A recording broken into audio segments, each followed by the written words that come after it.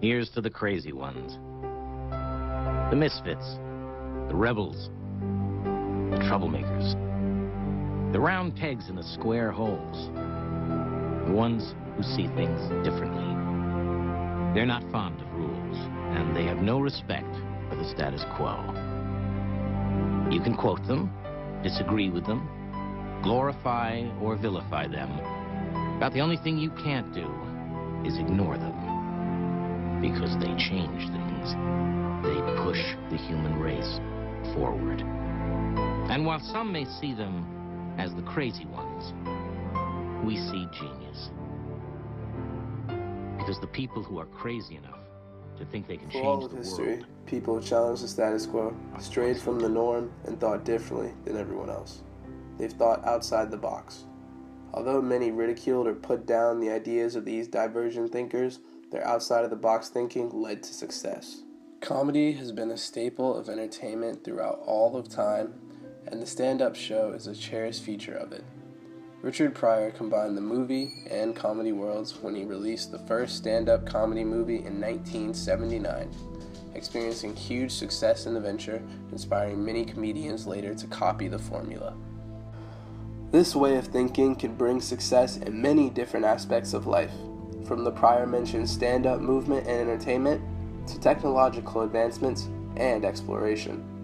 On May 25th, 1961, JFK delivered a speech stating that the United States will successfully land a man on the moon and bring him home safely. This idea was unheard of, and many didn't believe it was possible.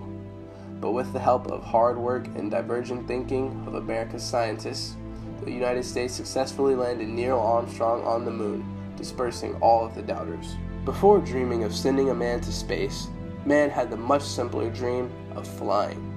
Two very determined brothers set out to make this dream a reality. Wilbur and Orville Wright were pioneers in the field of human flight. Although many dreamed of flight, not many bothered to attempt it because it was viewed as an impossible feat. Wilbur and Orville, however, approached the feat in a different way than everyone else. With a lot of experimenting, the brothers finally came up with a fixed-wing design for their plane, which had never before been used.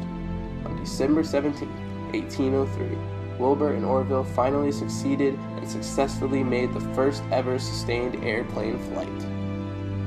All of these success stories talked about so far all have one thing in common. They occurred in the country of America. But without the help of divergent thinkers, America might have never existed. For many centuries throughout history, monarchies have been a very popular form of government throughout the world. America's founding fathers, John Adams, Benjamin Franklin, Alexander Hamilton, Thomas Jefferson, James Madison, and George Washington, to name a few, believed in a system of democracy and representation for people of the nation, a new form of government that was not very popular.